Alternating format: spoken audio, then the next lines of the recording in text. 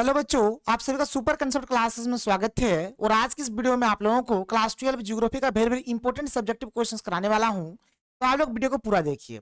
देखिए, पिछले वीडियो में हम लोगों ने क्वेश्चन नंबर 11 तक कर लिया था और आज की इस वीडियो में हम लोग क्वेश्चन नंबर 12 से शुरू करेंगे। क्वेश्चन नंबर 12 से यहाँ पर हम लोग देखेंगे। बहुत ही अच्छा क्वेश्चन है, आप लोग इसका बेसब्री से इंतजार कर रहे थे। तो चलो यहाँ पर शुरू करते हैं और एक एक करके हर एक क्वेश्चन को देखते हैं। और ये सब जो क्वेश्चन है बहुत ही ज्यादा इंपॉर्टेंट है। देखिए, यहाँ पर हम लोग चाय को लेकर पढ़ेंगे। जो चाय की जो कृषि होती है, इसके लिए क्या क्या रिक्वायरमेंट होता है, किस प्रकार का जमीन चाहिए, तापमान कैसा होना चाहिए, वर्षा कैसी होनी चाहिए, ठीक है, कौन कौन से राज्य में चाय अधिक मात्रा में मतलब उत्पादन होता है, तो ये सब चीज के बारे में देखेंगे। तो क्वेश्चन पूछने का एक ये तरीका हो सकता है या फिर ये तरीका हो सकता है चाय के बारे में कुछ भी पूछा जाए तो आपको भाई यही लिखना है। तो देखो यहाँ पर क्या है, यहाँ पर क्वेश्चन पहले आप देख लो। क्वेश्चन हमारे पास क्या है, क्वेश्चन आप देख सकते हो कि चाय के लिए 4 अनुकूल भौतिक दशाओं का वर्णन करें। भारत के प्रमुख चाय उत्पादक प्रदेशों के नाम भी बताएं। या फिर चाय उत्पादन के लिए अनुकूल भौगोलिक दशाओं एवं वितरण का यहाँ पर क्या है, वर्णन करें। तो चाय के बारे में देखो, जो चाय है ना, चाय क्या है, एक पेय फसल है। चाय पेय फसल, चाय को हम लोग पीते हैं। भारत दुनिया का दूसरा सबसे बड़ा चाय उत्पादक देश है। भारत में अगर देखा जाए तो चाय जो उत्पादन होता है ये वर्ल्ड का सेकंड पोजीशन पे आता है हमारा भारत। फर्स्ट पोजीशन पे हमारा कौन है, तो चीन है। पहले पोजीशन पे कौन आता है, तो चीन आता है। आगे आ जाओ। इसके लिए जो तापमान होनी चाहिए 25 डिग्री सेल्सियस से 30 डिग्री सेल्सियस।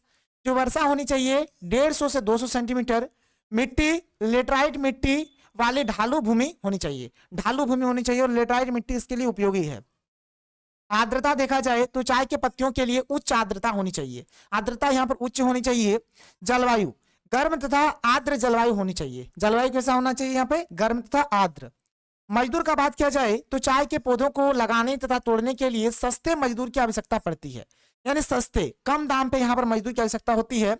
विशेष रूप से इस कार्य में स्त्रियों और लड़कियों को लगाया जाता है। मतलब इसमें स्त्रियां और लड़कियों को इसमें ज्यादा प्रायोरिटी दिया जाता है, उन लोगों को लगाया जाता है। आगे देखो, भारत के प्रमुख चाय उत्पादक राज्य, तो असम भारत का प्रमुख चाय उत्पादक राज्य है। और अन्य राज्य में पश्चिम बंगाल, तमिलनाडु, केरल, ये सब हमारा आता है। इतना सिंपल है, आप देख सकते हो, एकदम बहुत ही आसान है भाई, आप लिख सकते हो। आगे चलो, अब हम लोग देखते हैं कॉफी के बारे में। कॉफी के बारे में कोई सा भी क्वेश्चन आए आपको ये वाला चिपका देना है। क्या है, तो चाय की भांति कॉफी भी एक पेय फसल है। भारत में इसकी कृषि 1830 में कर्नाटक में प्रारंभ हो गई थी। इसके लिए तापमान 20 डिग्री सेल्सियस से 30 डिग्री सेल्सियस होना चाहिए। कॉफी तेज धूप को सहन नहीं कर सकते हैं, ये तेज धूप को सहन नहीं कर सकते हैं। इसके लिए जो वर्षा है ना 150 से 200 सेंटीमीटर होनी चाहिए। यदि वर्षा का वितरण समान रूप से होता है तो 300 सेंटीमीटर तक वर्षा वाले भागों में भी इसकी खेती की जा सकती है। अगर समान रूप से होता है तो, नहीं तो नहीं।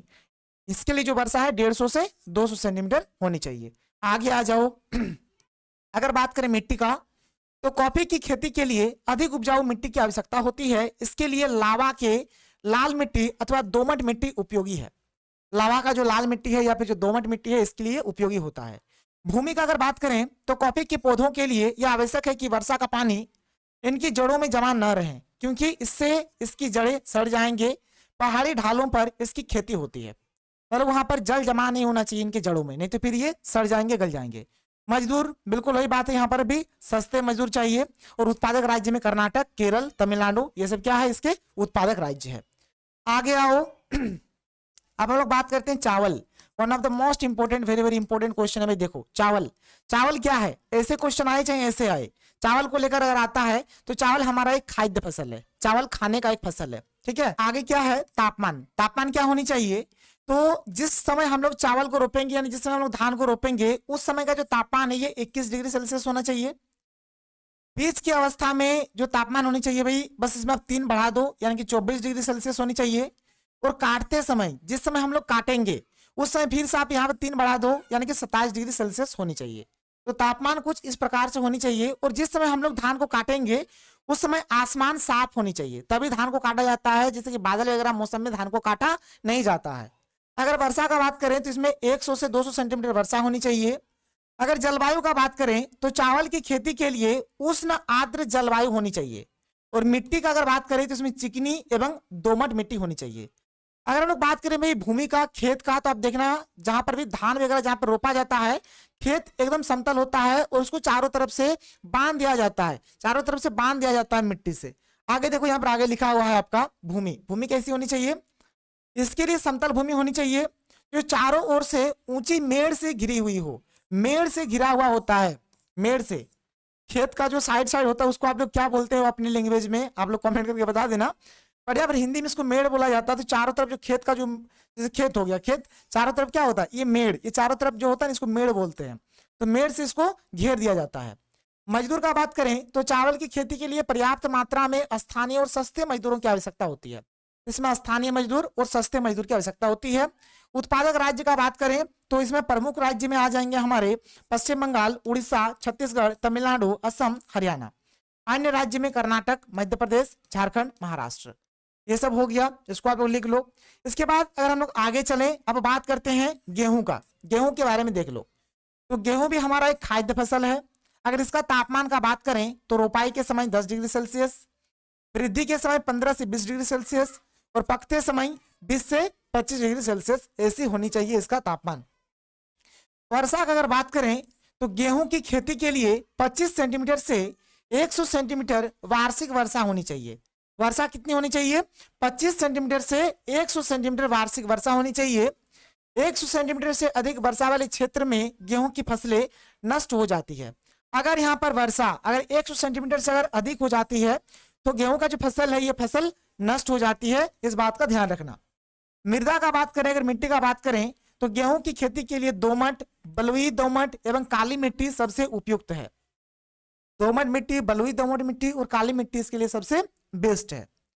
अगर भूमि का बात करें तो गेहूं की कृषि के लिए समतल तथा उपयुक्त जल निकास वाली भूमि होनी चाहिए। मतलब भूमि यहाँ पर समतल होना चाहिए और जल निकलने का उसमें अच्छा प्रबंध होना चाहिए। ठीक है, तो कुछ इस प्रकार का भूमि होना चाहिए। आगे देखो, श्रम का बात करें, लेबर का बात करें तो देखो इसमें श्रम का क्या है? गेहूं की खेती के लिए अधिक श्रम की आवश्यकता होती है, लेकिन नई टेक्नोलॉजी ने श्रम के महत्व को कम कर दिया है।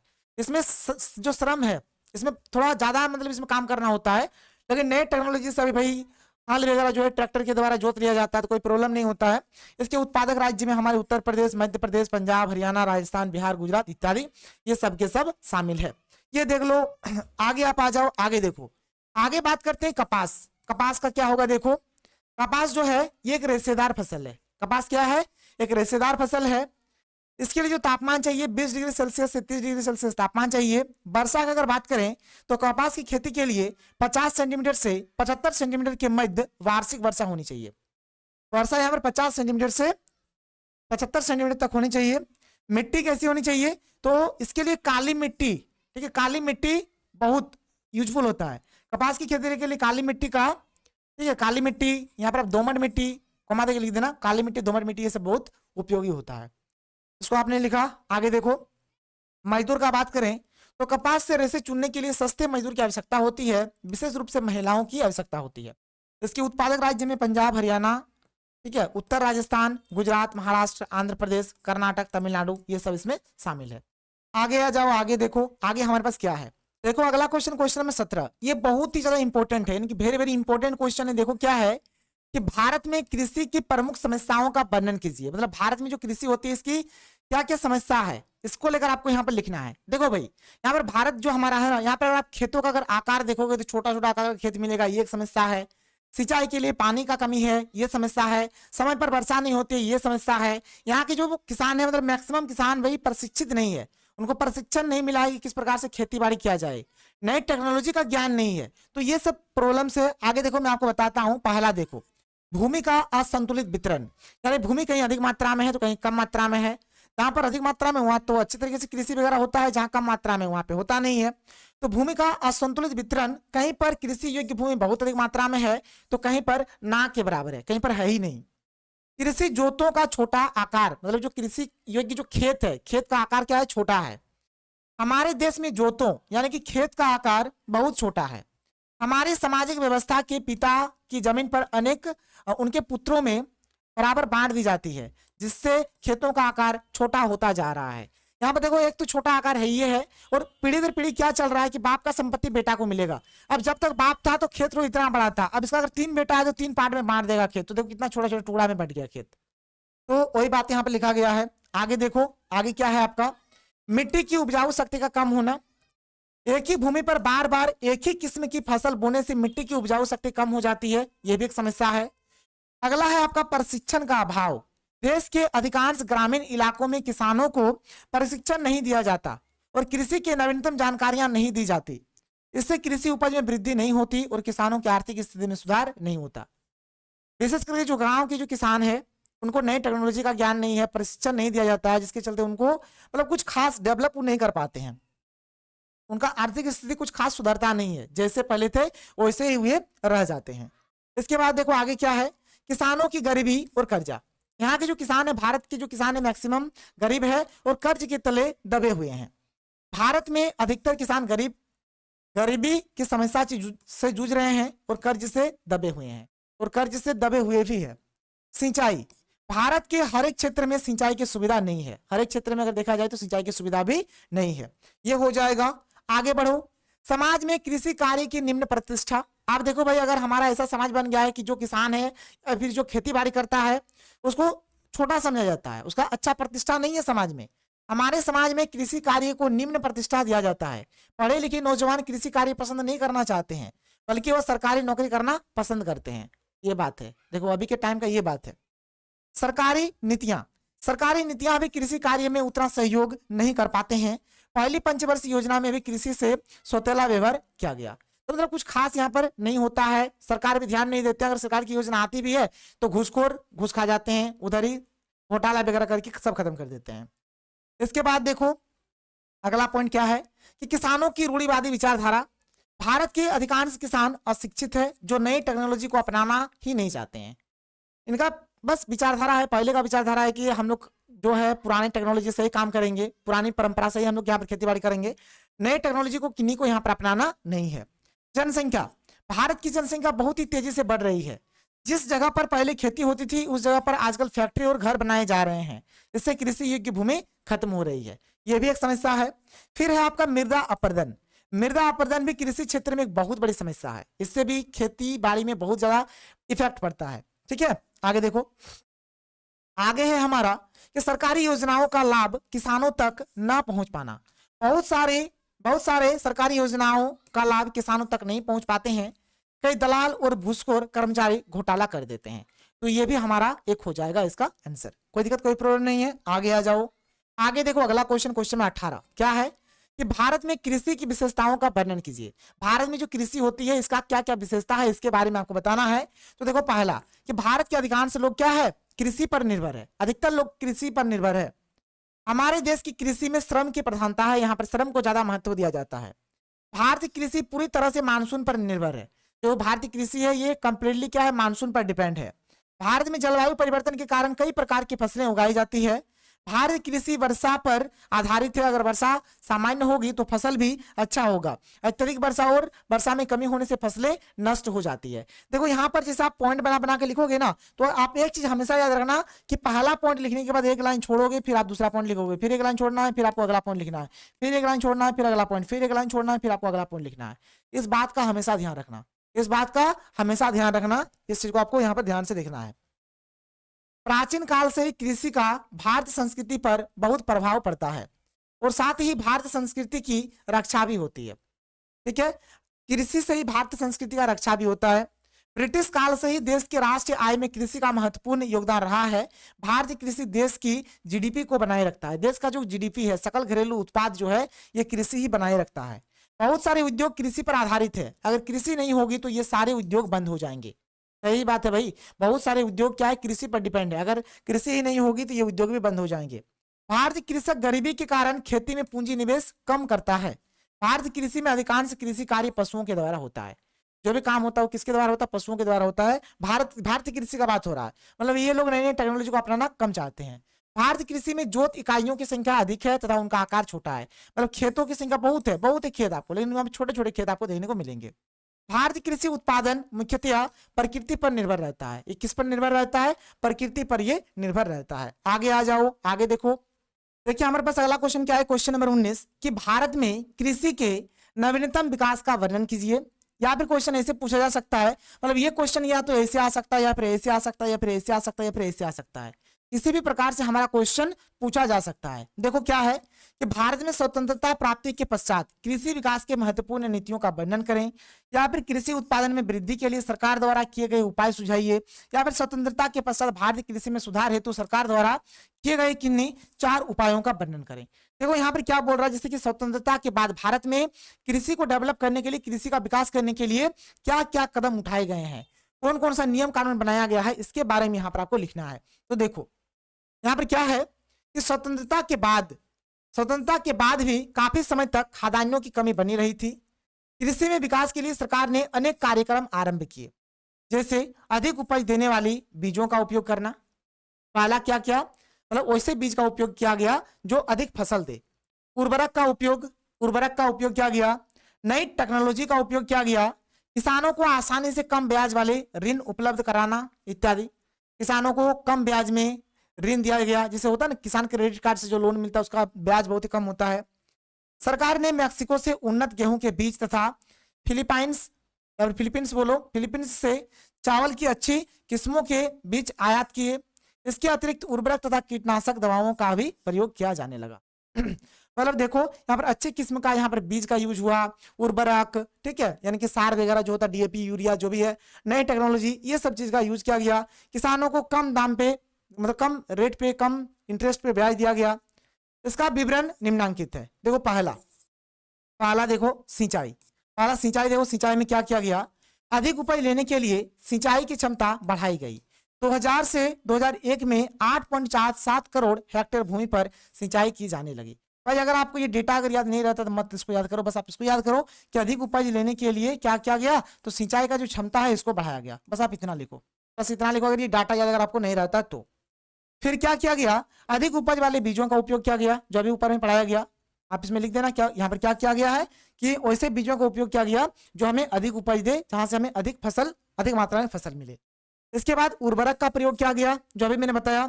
कीटनाशक का प्रयोग किया गया। नई टेक्नोलॉजी का उपयोग किया गया। तो बस वही सब चीज आपको यहाँ पर लिख देना है, कुछ नहीं भाई। उर्वरक लिख दो, यहाँ पर आप लिख दो कि यहाँ पर स्वतंत्रता के बाद कृषि में विकास के लिए क्या किया गया, उर्वरक का उपयोग किया गया। आगे लिख देना, इसमें जैसे लिखोगे कीटनाशक, तो स्वतंत्रता के बाद कृषि में विकास के लिए जब वहां पर फसलों में फल में जब कीड़े वगैरह लग जाते थे, उनको मारने के लिए कीटनाशक का उपयोग किया गया। फिर नई टेक्नोलॉजी का उपयोग किया गया। ये सभी तो आपको लिखने हैं।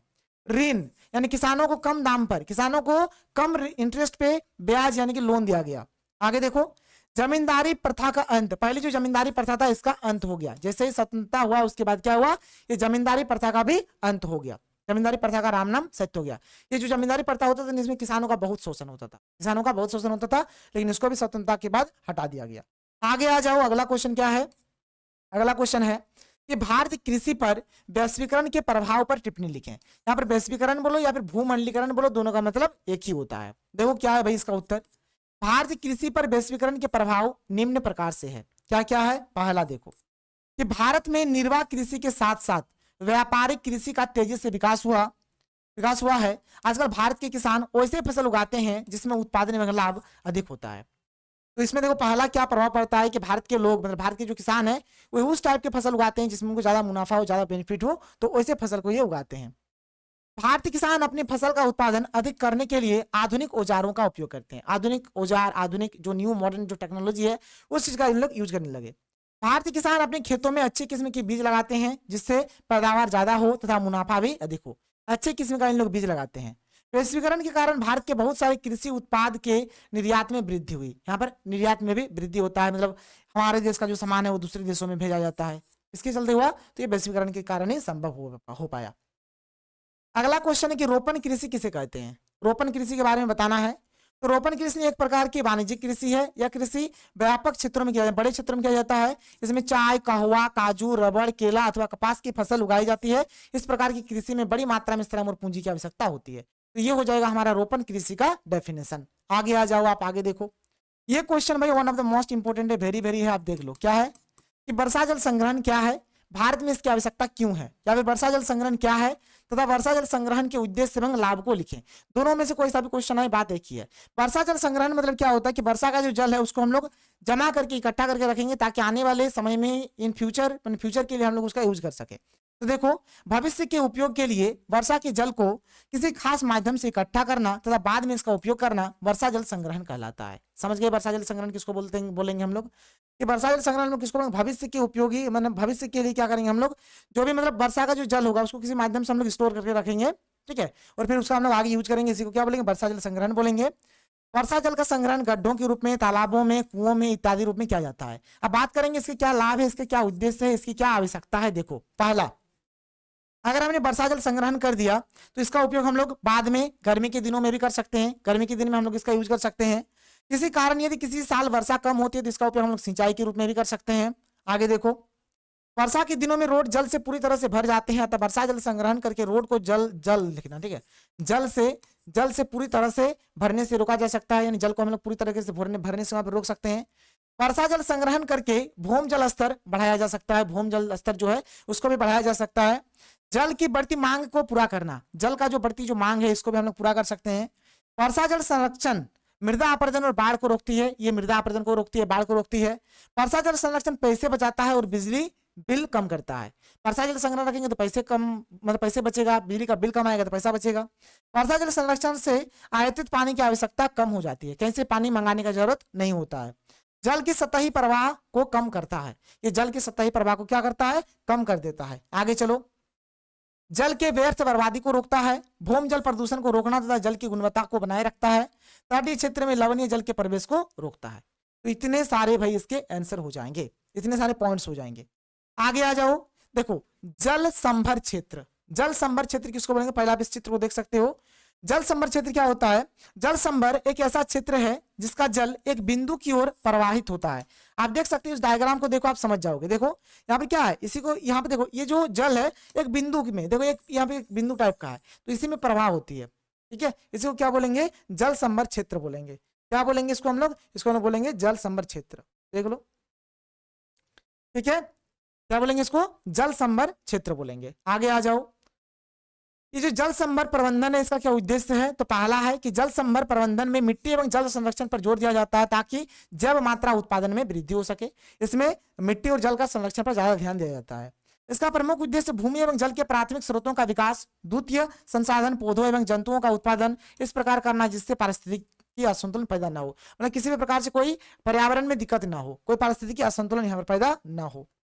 जल संभर की उपयोगिता देखो, पहला है मृदा अपरदन की रोकथाम करके मृदा संरक्षण तथा आर्द्रता का संरक्षण करना। कृषि योग्य तथा गैर कृषि योग्य को भूमि कृषि योग्य तथा गैर कृषि योग्य भूमि का विकास करना। उद्यान कृषि, वानिकी और वन संवर्धन का विकास। क्षेत्र में जल संभर करके भूम जल का पुनर्भरण करना और चारागाह का विकास। तो ये सब हो जाएगा इसका उपयोगिता। आगे आ जाओ, इसका व्यवहारिकता, भाई इसका व्यवहारिकता ये हो गया, ये सब कम पूछता है लेकिन आप देख लो, अगर पूछ दिया तो एक बार पूछा था। भारत में जल संभर विकास कार्यक्रम वन मंत्रालय द्वारा किया जाता है। कौन करता है इसको कंट्रोल, तो वन मंत्रालय द्वारा होता है। जल संभर विकास कार्यक्रम में भूमि की क्षमता तथा स्थानीय लोगों की सहभागिता की भी आवश्यकता होती है, स्थानीय लोगों का भी उसमें सपोर्ट चाहिए, ये बात यहाँ पर बोला गया है। आगे आ जाओ, ये क्वेश्चन भी भाई one of the most important question, अच्छा क्वेश्चन देखो क्या है। क्वेश्चन है हमारे पास कि जल प्रदूषण को परिभाषित करें, जल प्रदूषण के प्रमुख कारक क्या है। भारत में जल प्रदूषण के लिए उत्तरदायी किन्हीं 3 स्रोतों का वर्णन कीजिए, या फिर जल प्रदूषण के उत्तरदायी कारक क्या है। जल प्रदूषण को लेकर कोई सा भी क्वेश्चन आए इसी को लिखेंगे। जल प्रदूषण मतलब क्या होता है कि जल का दूषित होना, जल का दूषित होना जल प्रदूषण कहलाता है।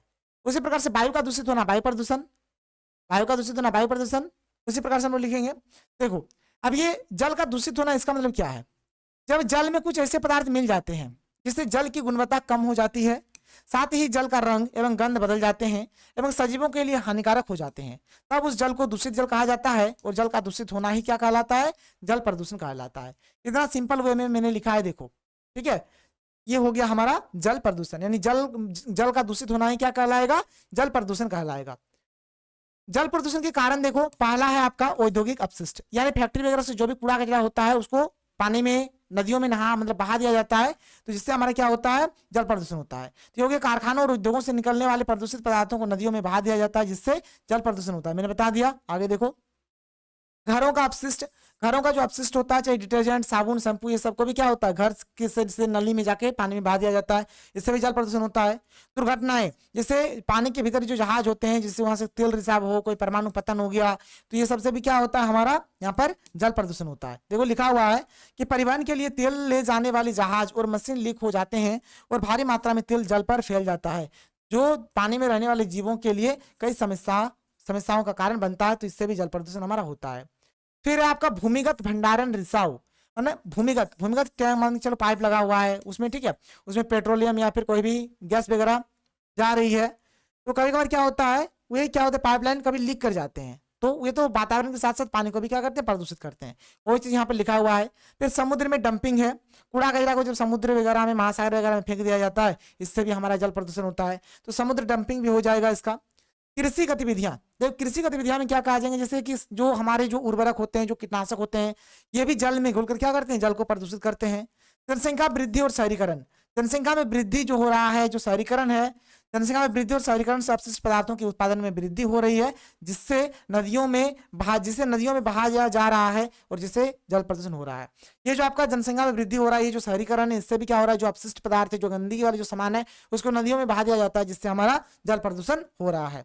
आगे आ जाओ, आगे देखो, वनों की कटाई, वन भूमि का जल संचित करते हैं, अत्यधिक वनों की कटाई से भूमि में जल थामने की क्षमता नष्ट हो जाती है, जिससे भूमिगत जल मिलना असंभव हो जाता है। फिर आपका अम्ल वर्षा, अम्लीय वर्षा अलग अलग मछलियों को नुकसान पहुंचाती है या उन्हें मार देती है और जैव विविधता को कम कर देती है, ये भी हमारे एक जल प्रदूषण के कारण हो जाएंगे।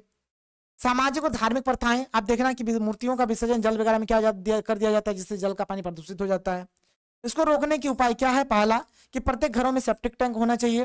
दूसरा, जल स्रोतों में जानवरों की सफाई नहीं करनी चाहिए, भाई जो बकरा वकरा रहता है, गाय बैल जो भी रहता है, सब जाके तालाब में धो के आता है, उससे भी पानी प्रदूषण होता है। व्यर्थ पदार्थों को नदी, तालाबों, पोखरों में नहीं बहाना चाहिए, ठीक है। जल प्रदूषण पर नियंत्रण हेतु नालों की नियमित रूप से सफाई करना चाहिए। ग्रामीण इलाकों में जल निकास हेतु पक्की नालियों को ठीक करके बनवाना चाहिए। विद्यालयों में जल प्रदूषण का एक पाठ होना चाहिए, हर एक स्कूल में एक चैप्टर होना चाहिए जल प्रदूषण को लेकर। रासायनिक उर्वरक और कीटनाशकों आदि के प्रयोग से जल प्रदूषण होता है। रासायनिक उर्वरकों और कीटनाशकों की तुलना में प्राकृतिक उर्वरक और कीटनाशक पौधों और पानी के लिए बेहतर है, इसलिए इनका उपयोग करें। मैंने यहाँ पर घर में ही बोल रहा है कि बना लो भाई, आप क्या करो, उर्वरक और कीटनाशक और उसका यूज करो, जो केमिकल वाला है उसका यूज करने यहाँ पर मना कर रहा है। आगे देखो, आगे यहाँ पर क्वेश्चन नंबर ये जो 25 है, ये भी अपने आप में एक बहुत ही अच्छा वाला क्वेश्चन है, ये भी एक अच्छा वाला क्वेश्चन है। इसमें बोला गया है कि लौह खनिज, जिसको हम लोग धात्विक खनिज बोलेंगे, और अलोह खनिज, जिसको हम लोग अधात्विक खनिज बोलेंगे, दोनों में आपको अंतर बताना है। और मैं आपको हमेशा बोलता हूं कि जब भी आपको अंतर बोला जाए ना, तो आप इस प्रकार से लाइन पहले डाल देना, इस प्रकार से लाइन डाल देना। एक साइड में लिखना लौह खनिज, एक साइड में लिखना अलोह खनिज। एक साइड में आप या तो धात्विक खनिज लिखो, एक साइड में आप अधात्विक खनिज लिखो, और फिर आप यहाँ पर इसका एक पॉइंट ऐसे लिख दो, फिर इसका आप एक पॉइंट यहाँ पर ऐसे लिख दो, फिर एक लाइन छोड़ना है, फिर आपको दूसरा पॉइंट यहाँ पर लिखना है। इस प्रकार से आप लोग करना, मैं आपको बार बार बता रहा हूँ, बहुत बार बता चुका हूँ, तो आप लोग ऐसे करना। देखो भाई, यहाँ पर एक करके डिस्कस करते हैं। देखो लौह खनिज बोलो या फिर धात्विक खनिज बोलो, इसमें अगर आप धातु के बारे में जानते हो तो बता दोगे। देखो क्या क्या है। धात्विक खनिज को गलाने पर धातु प्राप्त होता है, ये कठोर एवं चमकीले होते हैं, ये प्रायः आग्नेय चट्टानों में मिलते हैं, इन्हें पीटकर तार बनाया जा सकता है। ये पीटने पर टूटता नहीं है, ये टूटेगा नहीं, कितना भी पीटो। जो धातु होता है, धातु, अब लोहा का भी इतना से टुकड़ा ले लो, उसको कितना पीटो टूटेगा नहीं, फिर जैसे जैसे पीटोगे तो चदरा जैसा बनता चला जाएगा, उससे आवाज भी आता है ठन ठन करके, ठीक है। यह प्रायः अजैव संसाधनों से प्राप्त किए जाते हैं, इन्हें दोबारा पिघलाकर भी प्रयोग किया जा सकता है। धात्विक खनिज के उदाहरण लोहा, तांबा, बॉक्साइट, मैग्नीज इत्यादि। वैसे अलोह खनिज बोलो या फिर अधात्विक खनिज बोलो, उसका उल्टा कर देना। अधात्विक खनिज से धातु प्राप्त किया जाता है, ये चमकीले नहीं होते हैं, ये प्राय परतदार चट्टानों में मिलते हैं, इन्हें पीट कर तार नहीं बनाया जा सकता है, ये पीटने पर चूर चूर हो जाते हैं। ये जैव संसाधनों से प्राप्त किए जाते हैं, इन्हें पिघलाकर प्रयोग नहीं किया जा सकता है। अधात्विक खनिज के उदाहरण गंधक हो गया, कोयला हो गया, पेट्रोलियम हो गया, नमक हो गया इत्यादि। ये सब हो गया इसका आंसर। आगे आ जाओ, आगे देखो, यहाँ पर आगे हमारे पास क्या है, आगे है हमारे पास यहाँ पर अनवीकरणीय ऊर्जा स्रोत। इसी को हम लोग समापीय ऊर्जा स्रोत भी बोलते हैं, इसी को हम लोग परंपरागत ऊर्जा स्रोत भी बोलते हैं। देखो बात बहुत सिंपल है, मतलब यहाँ पर कैसे ऊर्जा स्रोत का बात हो रहा है, जिससे यहाँ पर आप दो एग्जांपल लो, एक आप ले लो कोयला, एक आप ले लो भाई कोयला, और एक ले लो आप यहाँ पर सोलर एनर्जी यानी कि सौर ऊर्जा ले लो। कोयला ले लो एक, और एक सौर ऊर्जा ले लो। तो यहाँ पर हम लोग डिस्कस कर रहे हैं। आप एक चीज गौर करो, कोयला जो होता है, कोयला को बनने में बहुत समय लगता है, कोयला को बनने में बहुत समय लगता है, ये आपको पता है। और कोयला का अगर आप एक बार अगर यूज कर दोगे तो फिर उस कोयला को हम लोग दोबारा यूज नहीं कर सकते, छाई बन के खत्म हो गया। और ये जो सौर ऊर्जा है, सौर ऊर्जा आपको भाई बनने में कोई समय नहीं लगता है, आपको जब मिले और जब मन करे तब मिल जाएगा, ठीक है। और यहाँ पर ये जो सौर ऊर्जा है आप इसका जितना बार चाहो उतना बार यूज कर सकते हो, उसके लिए भी दिक्कत नहीं है, ठीक है। तो यहाँ पर इसको दोबारा प्राप्त करने का कोई झंझट ही नहीं होता, ये हमेशा ही दोबारा प्राप्त हो ही जाता है, लेकिन कोयला को आप दोबारा प्राप्त नहीं कर सकते हो। तो यहाँ पर इसका क्या होगा, इसको नवीकरणीय ऊर्जा स्रोत, समापीय ऊर्जा स्रोत या फिर परंपरागत ऊर्जा स्रोत सब कुछ बोलते हैं। तो परंपरागत ऊर्जा स्रोत एक बार उपयोग करने के बाद समाप्त हो जाता है। परंपरागत ऊर्जा स्रोत को दोबारा प्राप्त नहीं किया जा सकता है, जैसे कि कोयला हो गया, पेट्रोलियम हो गया, प्राकृतिक गैस हो गया इत्यादि। परंपरागत ऊर्जा स्रोत का भंडारण सीमित है, इसका भंडारण भी क्या है, सीमित है, ये कभी भी खत्म हो सकता है। परंपरागत ऊर्जा स्रोत वायुमंडल को प्रदूषित करता है, बिल्कुल। अगर कोयला से भाई यहाँ पर कुछ भी हो रहा है, धुआं वगैरह उठ रहा है, पेट्रोलियम से धुआं उठ रहा है, तो ये पर्यावरण को क्या करते हैं, प्रदूषित करते हैं। आगे देखो, नवीकरणीय ऊर्जा स्रोत, ठीक है, या फिर अक्षय ऊर्जा स्रोत या फिर गैर परंपरागत ऊर्जा स्रोत। तो गैर परंपरागत ऊर्जा स्रोत कभी समाप्त नहीं होगा, ठीक है। ये जो गैर परंपरागत ऊर्जा स्रोत है ये कभी भी समाप्त नहीं होगा। गैर परंपरागत ऊर्जा स्रोत निश्चित समय अंतराल के बाद दोबारा प्राप्त किया जा सकता है, इसको हम लोग एक समय के बाद दोबारा इसको हम लोग प्राप्त कर सकते हैं। जैसे इसमें सौर ऊर्जा हो गया, पवन ऊर्जा हो गया, जल हो गया, जल विद्युत ऊर्जा, जो भी बोलो। गैर परंपरागत ऊर्जा स्रोत का भंडारण क्या होता है, सीमित नहीं होता है, इसका भंडारण सीमित नहीं होता है। ये भाई बहुत है, बहुत है, आप इसको खत्म ही नहीं कर सकते हो। गैर परंपरागत ऊर्जा स्रोत वायुमंडल को प्रदूषित नहीं करता है, ये वायुमंडल को भी प्रदूषित नहीं करता है। आगे आ जाओ, आगे देखो क्या है, भारत में कोयले के वितरण पर प्रकाश डालें। देखो ये जो क्वेश्चन है ये उतना इंपॉर्टेंट नहीं है, ये उतना इंपॉर्टेंट नहीं है। एक बार शायद किसी साल पूछा गया था, तो आप इसको देख लो थोड़ा सा कि कोयला एक बहुत ही महत्वपूर्ण खनिज है। भारत के अधिकतर लोग कोयला को जलाकर खाना पकाते हैं। इसका उपयोग बहुत सारे बड़े बड़े उद्योगों में किया जाता है। भारत में लगभग 24 क्या है, भारत में लगभग 21,400 करोड़ टन कोयले का भंडार है। अगर भारत में हर साल 33 करोड़ टन कोयला निकाला जाता है। भारत में एंथ्रासाइट, बिटुमिनस, लिग्नाइट इत्यादि प्रकार के कोयले पाए जाते हैं। हमारे धर्मार्थ को भारत की कोयला नगरी तथा कोयला राजधानी के नाम से भी जाना जाता है। कितना सिंपल सा आंसर, आप इसको लिख लोगे। आगे देखो, भारत में कोयला कहाँ कहाँ पाया जाता है, झारखंड, मध्य प्रदेश, छत्तीसगढ़, उड़ीसा, पश्चिम बंगाल, महाराष्ट्र, आंध्र प्रदेश, उत्तर प्रदेश, ठीक है, और इत्यादि से निकाला जाता है। ये सब हो जाएगा। इसके बाद क्या है हमारे पास, एंथ्रासाइट और बिटुमिनस कोयले में अंतर स्पष्ट करें। ये भी क्वेश्चन नहीं पूछता है, देख लो। फिर भी आप जब भी अंतर बोलेगा तो फिर वही करना, फंडा ऐसे करके आपको करना है, इस चीज का याद रखना। देखो यहाँ पर एंथ्रासाइट और बिटुमिनस कोयले में क्या अंतर है। पहला देखो, एंथ्रासाइट कोयला सबसे उत्तम कोटि का कोयला होता है। इसमें 80% से ज्यादा कार्बन पाया जाता है। यह काले रंग का कठोर और अधिक घनत्व वाला कोयला है। यह कोयला भारत में सिर्फ जम्मू और कश्मीर में पाया जाता है। इतना सारा यहाँ पर आप देख लो। फिर अगर हम बात करें बिटुमिनस का, तो बिटुमिनस कोयला मध्यम कोटि का कोयला है। इसमें 60 से 80% कार्बन पाया जाता है। यह भी काले रंग का, परंतु इसका घनत्व एंथ्रासाइट कोयला से कम होता है। यह कोयला भारत के झारखंड, छत्तीसगढ़, पश्चिम बंगाल, मध्य प्रदेश इत्यादि में पाया जाता है। ये हो गया हमारा बिटुमिनस का आंसर। आगे आ जाओ, आगे हमारा है सतत पोषणीय विकास। सतत पोषणीय विकास मतलब क्या हुआ कि ऐसा विकास करेंगे कि विकास तो होगा और साथ ही साथ पर्यावरण को किसी भी प्रकार का कोई हानि भी नहीं पहुंचेगा, ठीक है, कोई नुकसान भी नहीं पहुंचेगा। तो इसी को बोलेंगे सतत पोषणीय विकास। यानी सतत पोषणीय विकास वह विकास है जिसमें पर्यावरण और प्रकृति को बिना नुकसान पहुंचाए विकास किया जाता है और इसमें आगे आने वाली पीढ़ी के लिए संसाधन को सुरक्षित रखा जाता है। तो इसी को हम क्या बोलेंगे, सतत पोषणीय विकास बोलेंगे। आगे देखो, ये बहुत ही अच्छा क्वेश्चन है कि पंचवर्षीय योजना के प्रमुख उद्देश्य क्या है। प्रथम पंचवर्षीय, प्रथम पहला वाला, फर्स्ट वाला, या फिर पहली पंचवर्षीय योजना में किन्हें प्राथमिकता दी गई है। तो इस योजना में कृषि को सर्वोच्च प्राथमिकता दी गई है, साथ ही सिंचाई व विद्युत की परियोजना पर बल दिया गया है। ये हो गया पंचवर्षीय, प्रथम पंचवर्षीय योजना। दूसरी पंचवर्षीय योजना के बारे में बताओ। तो दूसरी पंचवर्षीय योजना का मुख्य उद्देश्य औद्योगिकरण पर बल देना था। इसमें यह स्वीकार किया गया था कि कृषि की तरह उद्योग के क्षेत्र में भी देश का यथाशीघ्र विकास होना चाहिए। यह दूसरा पंचवर्षीय योजना है। इसमें कृषि के यहाँ पर क्या है, यहाँ पर इसमें उद्योग के ऊपर ज्यादा ध्यान दिया था, औद्योगिकरण पर, यानी उद्योग फैक्ट्री वगैरह पर इसमें ज्यादा ध्यान दिया गया था। आगे आ जाओ, अगला देखो आगे क्या है। पहली पंचवर्षीय योजना 1951 से 1956, दूसरी योजना 1956 से 1961, तीसरी योजना 1961 से 1966। देखो 3 एकदम लगातार चला है। फिर 1969 से 1974 चौथा योजना हुआ है। फिर 1974 से 1979 ये 5वां योजना हुआ है। ये दोनों आपका अच्छा से चला है। फिर ये जो छठा वाला हुआ है 1980 से 1985 तक चला है। आप कुछ याद करो चाहे ना करो, ये 3 पक्का याद कर लो, कुछ नहीं करना भाई, 5 में बढ़ाते ही चलना। देखो 1951 से लेकर 1956 हो जाएगा, 5 बढ़ा दिया। फिर 1956 से लेकर फिर 5 बढ़ा दो तो 1961 हो जाएगा। फिर 1961 में फिर आप यहाँ पर 5 बढ़ा दो तो 1966 हो जाएगा। ये हो गया पहला पंचवर्षीय योजना, ये दूसरा हो गया और ये तीसरा हो गया। ऐसे आप इसको कर सकते हो, बहुत ही सिंपल है। आगे चलो, आगे देखो आगे क्या है। भारत में पंचवर्षीय योजनाओं के क्या उद्देश्य थे। पंचवर्षीय योजना का क्या उद्देश्य था ये आपको बताना है। देखो भाई क्या है, पहला है कि राष्ट्रीय आय में वृद्धि तथा आर्थिक विकास। तो इसका होगा कि भारत की प्रत्येक योजना का उद्देश्य राष्ट्रीय आय में वृद्धि और आर्थिक विकास में वृद्धि करना है। इनकम भाई बढ़े, राष्ट्र का देश का आय बढ़े, सबका मेन मोटिव यही होता है। जीवन स्तर में वृद्धि, तो पंचवर्षीय योजनाओं का दूसरा उद्देश्य लोगों की आर्थिक संपन्नता में वृद्धि करके जीवन स्तर को ऊंचा उठाना, मतलब इसका और एक पर्पस क्या था, जीवन स्तर में वृद्धि करना। क्षेत्रीय विकास, यानी हर एक क्षेत्र में विकास करना चाहते थे। भारत के विभिन्न भाग आर्थिक रूप से विकसित नहीं है, पंचवर्षीय योजना का उद्देश्य क्षेत्रीय विकास करना है, क्षेत्र में जा जाके विकास को करेंगे। आर्थिक स्थिरता, भारत की प्रत्येक पंचवर्षीय योजना का उद्देश्य देश में आर्थिक स्थिरता को बनाए रखना है, कांस्टेंट, ये जो आर्थिक स्थिरता है इसको बनाए रखना इसका मेन मोटिव है। रोजगार में वृद्धि, तो रोजगार में वृद्धि भी इसका एक मेन मोटिव था। निवेश और बचत में वृद्धि, पंचवर्षीय योजना का उद्देश्य निवेश और बचत में वृद्धि करना है, इसके फलस्वरूप देश की उत्पादन क्षमता में वृद्धि होती है। ये होगा इसका करेक्ट आंसर। आगे देखो, अब देखो भाई यहाँ से हमारा और भी अच्छा क्वेश्चन शुरू हो रहा है। देखो ये भी एक बहुत ही अच्छा क्वेश्चन है, वीवीआई क्वेश्चन है कि पाइपलाइन परिवहन की विशेषताएं बताओ। पाइपलाइन परिवहन का विशेषता बताना है। तो पहला देखो, पाइपलाइन स्थल तथा जल कहीं भी बिछाई जा सकती है। पाइपलाइन जो होगा ना, आप स्थल में बैठा सकते हो, आप जल के अंदर बैठा सकते हो, कोई नहीं। इनके रख रखाव का खर्चा भी कम रहता है। ये तरल पदार्थ विशेषकर तेल एवं गैस के लिए उपयुक्त है। इससे समय की बचत होती है, इससे समय की भी बचत होती है।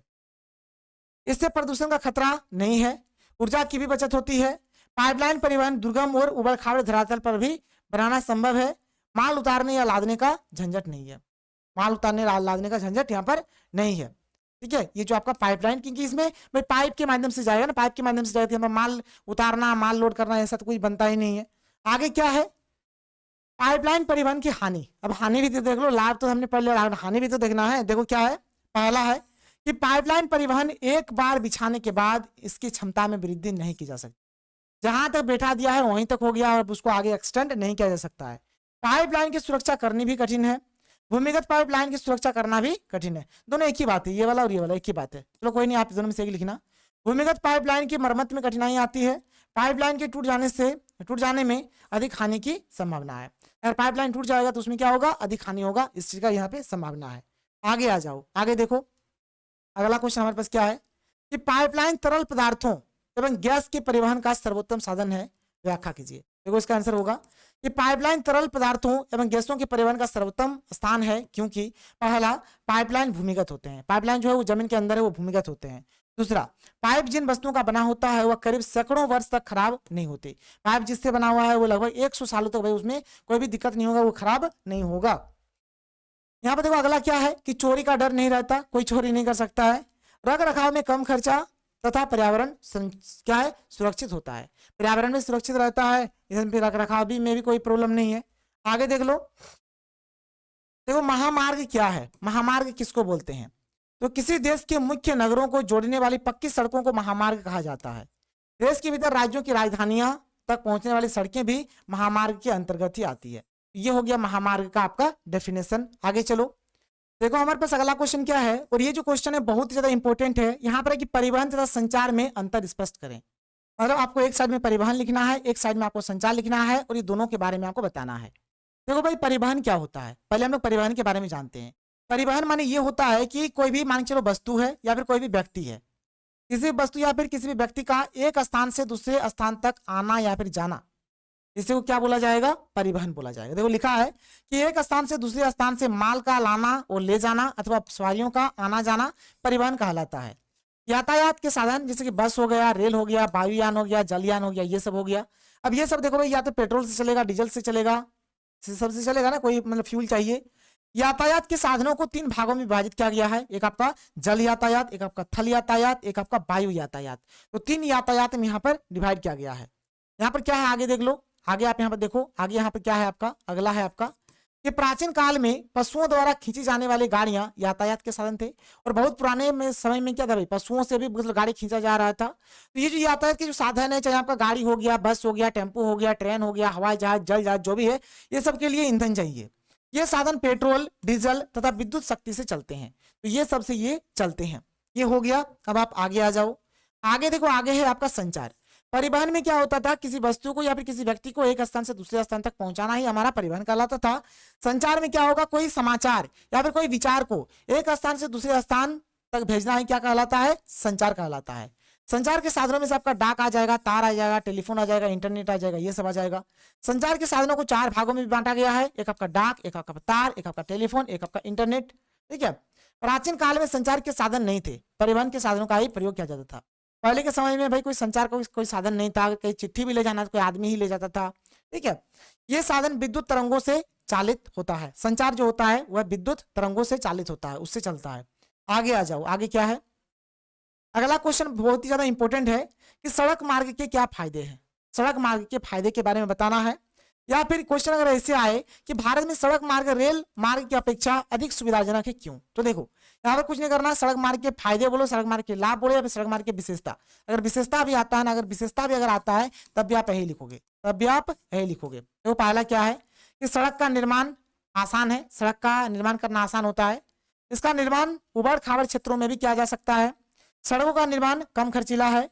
सड़क परिवहन से सामान को उत्पादक के द्वार से उपभोक्ता के द्वार तक पहुंचाया जा सकता है, मतलब बहुत ही आसान है, पहुंचा सकते हैं।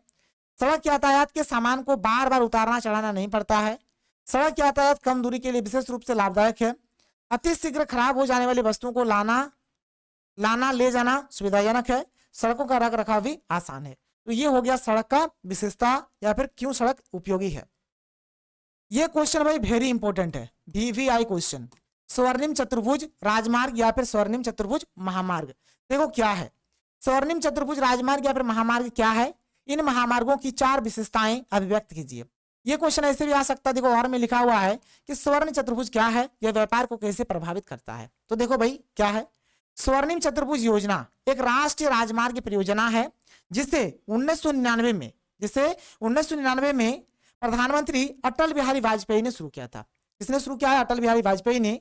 यह प्रोजेक्ट भारत की सबसे लंबी सड़क परियोजना है और यह दुनिया का 5वां सबसे लंबा राजमार्ग है।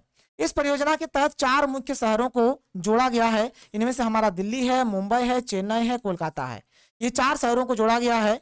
इस परियोजना का प्रबंधन भारतीय राष्ट्रीय राजमार्ग प्राधिकरण यानी कि NHAI द्वारा किया जाता है और इसका मुख्य उद्देश्य देश के राष्ट्रीय राजमार्गों का गठन करना है, लेकिन यह राज्य राजमार्ग और ग्रामीण शहरी सड़क मार्ग का नहीं है। अब आगे देखो, आगे क्या है हमारे पास, आगे है इसका विशेषता क्या क्या है। देखो विशेषता, पहला यहाँ पर विशेषता देखो क्या है, पहला है आर्थिक विकास। इस स्वर्ण चतुर्भुज महामार्ग योजना से देश भर में व्यापार और आर्थिक गतिविधियों को बढ़ावा मिला है, मतलब इसमें आर्थिक विकास हुआ है। दूसरा है समय की बचत। स्वर्ण चतुर्भुज महामार्ग के निर्माण से इन महानगरों के बीच की दूरी कम हुई है, जिससे समय की बचत होगी। डिस्टेंस जो 4 यहाँ पर जो है ना आपके, देखो मैं आपको दिखा रहा हूँ, यहाँ पे देखो ये जो है ना आपके 4 दिल्ली, मुंबई, चेन्नई, कोलकाता, इनके बीच का जो डिस्टेंस है ये भी कम हो गया है, तो समय वगैरह कम लग रहा है। यातायात व्यय में कमी, यहाँ पर डिस्टेंस कम हो गया तो यहाँ पर पैसा भी तो कम लगेगा अगर यात्रा करेंगे तो। रोजगार में वृद्धि, यहाँ पर क्या हुआ, रोजगार में भी वृद्धि हुआ है। लिखा है कि स्वर्ण चतुर्भुज महामार्गों के निर्माण से रोजगार में वृद्धि हुई है तथा स्थानीय समुदाय को लाभ पहुंचा है। यहाँ तक क्लियर है? आगे आ जाओ, आगे देखो आगे हमारा क्या है। आगे हमारा यहाँ पर है कि इंफ्रास्ट्रक्चर विकास परियोजना ने पुल, सुरंग और सड़कों को सुधारने में मदद की, इंफ्रास्ट्रक्चर को मजबूत बनाने में मदद की।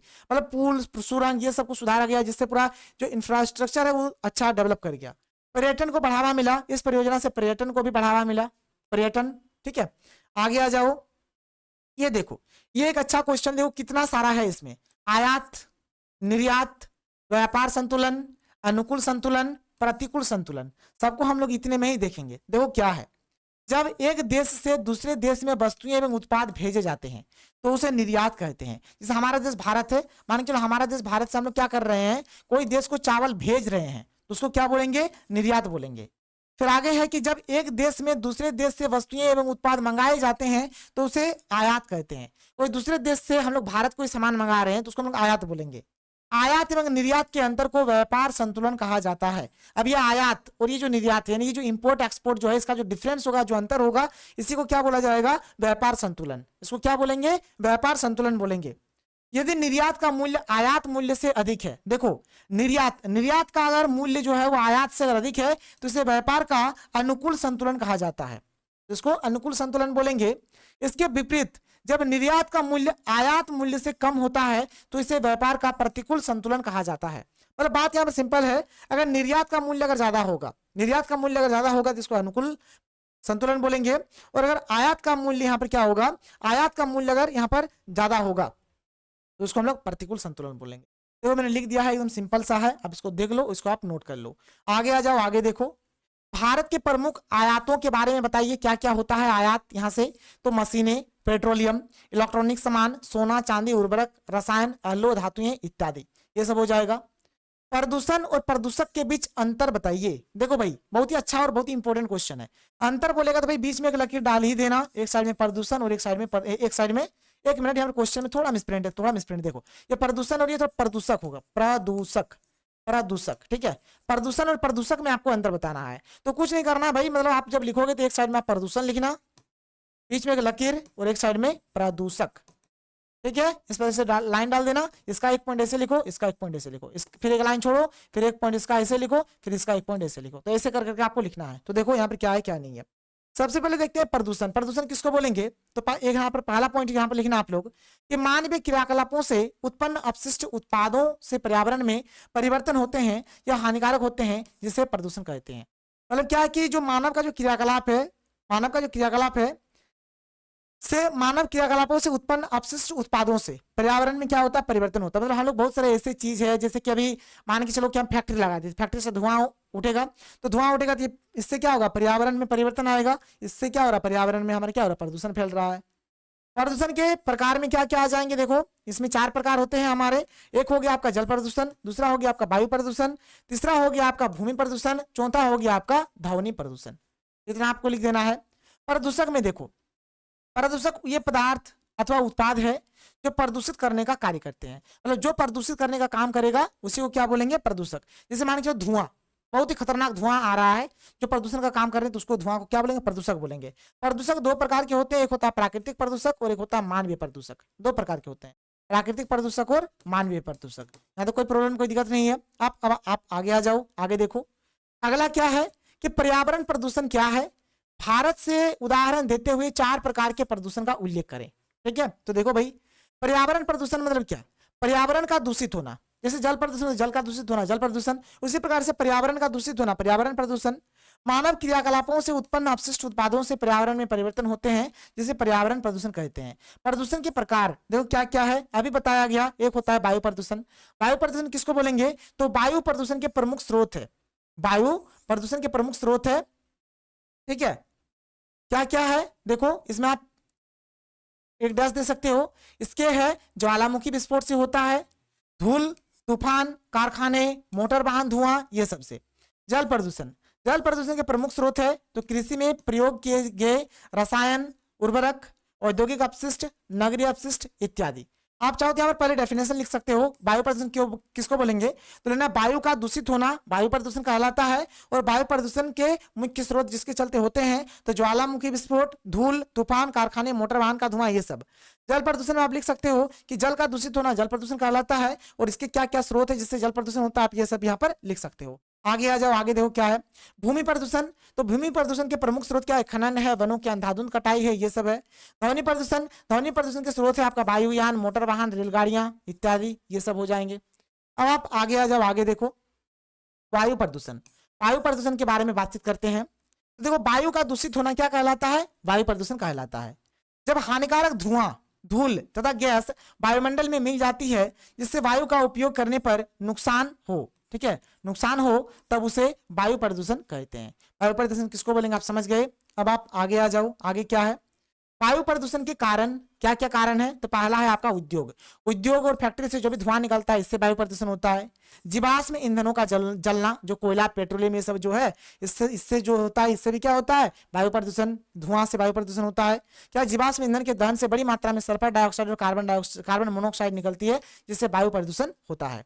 अब आप आगे देखो ऑटोमोबाइल, जो अभी गाड़ी वगैरह है जैसे जीप, ट्रक, कार, बस, ये सबसे भी क्या होता है, वायु प्रदूषण होता है।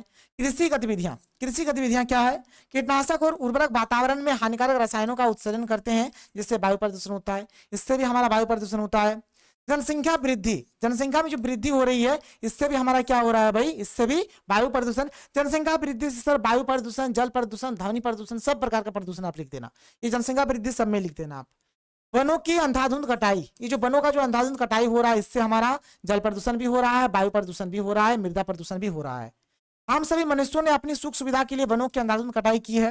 वनों की अंधाधुंध कटाई के कारण अधिक मात्रा में वायु प्रदूषण होता है, क्योंकि पेड़ पौधे कार्बन डाइऑक्साइड को लेते हैं और बदले में ऑक्सीजन देते हैं। लेकिन पेड़ों की संख्या कम होने के कारण कार्बन डाइऑक्साइड की मात्रा वातावरण में बढ़ती जा रही है। ये होगा इसका आंसर। आगे आओ, ज्वालामुखी। ज्वालामुखी फटने से भी क्या होता है भाई, वायु प्रदूषण होता है।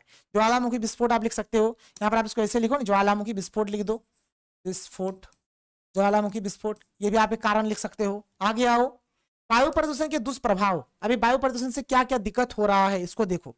तो वायु प्रदूषण के कारण अस्थमा, दमा, कैंसर, सिर दर्द, पेट की बीमारियां, एलर्जी, अंधापन, श्वसन और दिल की बीमारी हो सकती है, जो कि हमारे स्वास्थ्य के लिए बहुत ज्यादा हानिकारक है। इन बीमारियों के कारण प्रतिदिन कई लोगों की मृत्यु हो जाती है।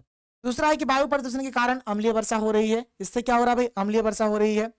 वायु प्रदूषण ऐतिहासिक इमारतों को नुकसान पहुंचा रही है, जैसे ताजमहल वगैरह हो गया। वायु प्रदूषण के कारण पृथ्वी पर ऑक्सीजन की क्या है, ऑक्सीजन की कमी होती जा रही है। पहले हमारे वातावरण में ऑक्सीजन की मात्रा 24% थी, लेकिन एक रिसर्च के मुताबिक अब हमारे पर्यावरण में ऑक्सीजन की मात्रा घटकर 22% ही बची है। मतलब ऑक्सीजन का भी यहाँ पर कमी हो रहा है। आगे देखो, स्वच्छ हवा और ऑक्सीजन न मिलने की वजह से रोज न जाने कितने ही जीव जंतुओं की मौत हो रही है। वायु प्रदूषण बढ़ने के साथ साथ धरती का तापमान भी लगातार बढ़ता जा रहा है। एक रिसर्च के अनुसार अगर इसी तेजी से वायु प्रदूषण बढ़ता रहा तो पृथ्वी का तापमान भी तेजी से बढ़ता जाएगा, पृथ्वी का तापमान भी तेजी से बढ़ेगा। वायु प्रदूषण की निवारण या फिर अथवा वायु प्रदूषण को रोकने के उपाय किस प्रकार से रोकेंगे तो देखो, पहला है वायु प्रदूषण को रोकने के लिए हमें अधिक से अधिक पेड़ पौधे लगाने चाहिए, क्योंकि पेड़ पौधों से ऑक्सीजन निकलती है और यह कार्बन डाइऑक्साइड ग्रहण करते हैं। तो अधिक से अधिक पेड़ पौधे लगाने चाहिए। आगे देखो, आज पूरी दुनिया जनसंख्या वृद्धि की समस्या से जूझ रही है। अगर हम जनसंख्या वृद्धि पर नियंत्रण कर लेते हैं तो वातावरण में कार्बन डाइऑक्साइड की मात्रा में भी कमी होगी और हमें कम उद्योग धंधे लगाने की आवश्यकता होगी, जिससे प्रदूषण की मात्रा में कमी आएगी। हमें ऊर्जा के लिए नए स्रोत खोजने चाहिए। हमें कोयले और परमाणु का इस्तेमाल कम करना चाहिए। जो आपका सौर ऊर्जा है, ये सब का यूज हमें ज्यादा से ज्यादा करना चाहिए। आगे देखो, हमें सौर ऊर्जा का इस्तेमाल अधिक मात्रा में करना चाहिए, जिससे क्या है, जिसके कारण वायु प्रदूषण भी नहीं होगा और हमें ऊर्जा भी पूरी मिल जाएगी। हमारे भारत देश में आज भी पुराने वाहन सड़कों पर दौड़ते रहते हैं, जिनसे अधिक मात्रा में जहरीला धुआं निकलता है। इसलिए हमें धुआं रहित वाहनों का प्रयोग करना चाहिए। ऐसा वाहन तो धुआं रहित वाहनों का प्रयोग करना चाहिए।